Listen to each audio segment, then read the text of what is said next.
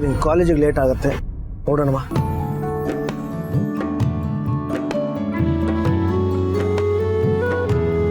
Sir, ನಾನೊಂದು ಕೇಳ್ತೀನಿ, ಇಲ್ಲ ಅನ್ಬಾರ್ದು. ಏನದು? ಸರ್, ಒಂದೇ ಒಂದು ಸೆಲ್ಫಿ ತಗೊಳ್ಳೋಣವಾ ಪ್ಲೀಸ್? ಸರಿ ತಗೋ.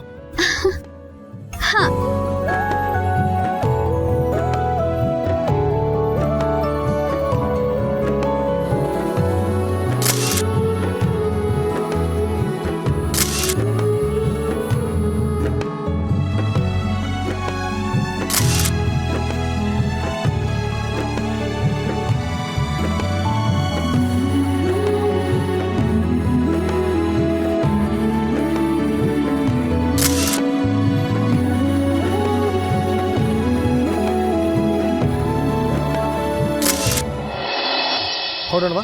ಇರಿ ಸರ್, ಇಲ್ಲಿ ನೋಡಿ, ಫೋಟೋಸ್ ಎಷ್ಟು ಚೆನ್ನಾಗಿ ಬಂದಿದೆ.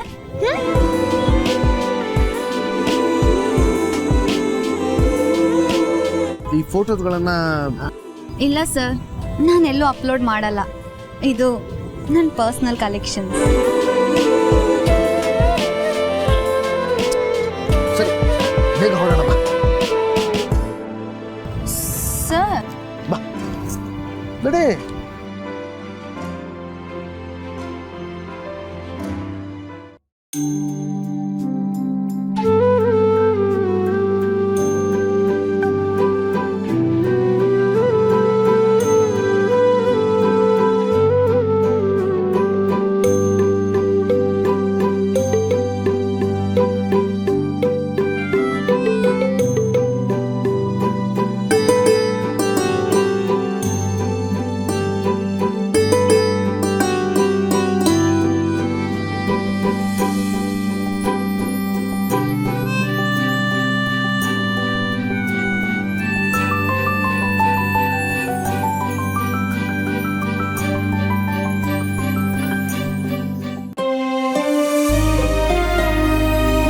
ಸರ್, ಬೈಕಾ?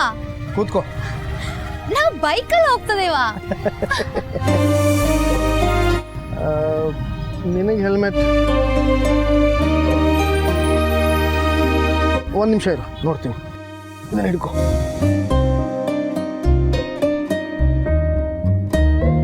ಹಾಂ, ಇದೆ. ತಗೊಳ್ಳಿ.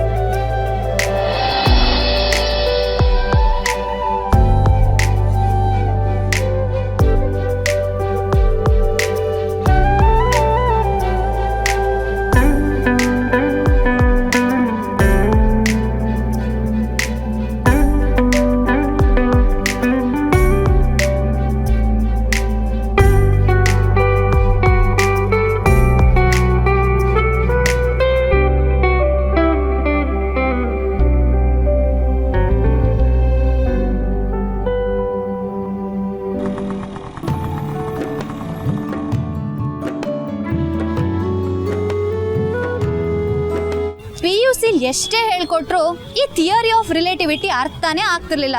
ಆದ್ರೆ ಈಗ ಚೆನ್ನಾಗಿ ಗೊತ್ತಾಯ್ತು. ಏನು ನೋಡಿ, ಮನೆ ಎಷ್ಟು ಬೇಗ ಬಂದ್ಬಿಟ್ಟಿದೆ.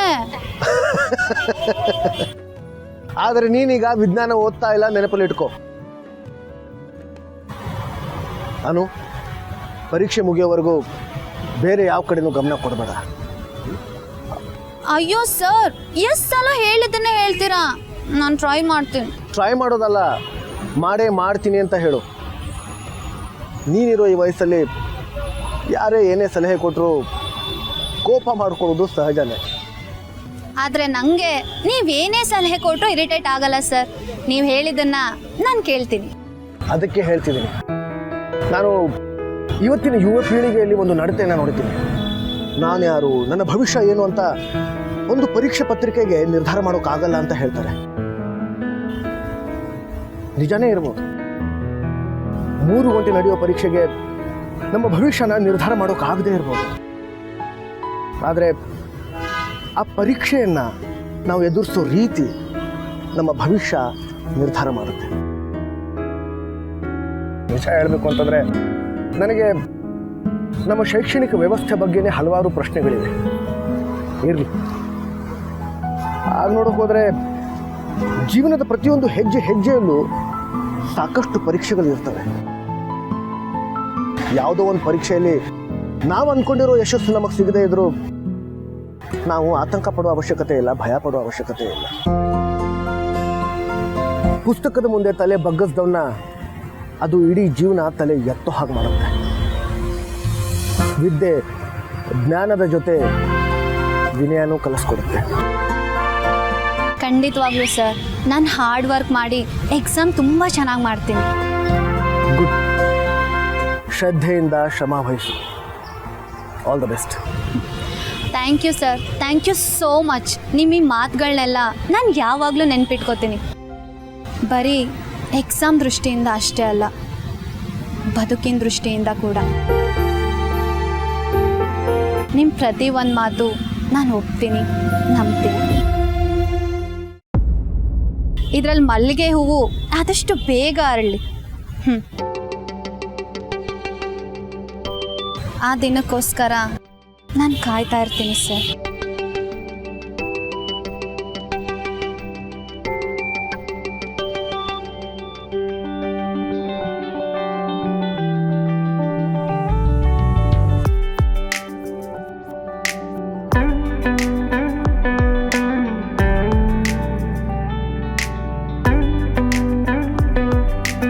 ಸರಿ ಸರ್, ಬಾಯ್.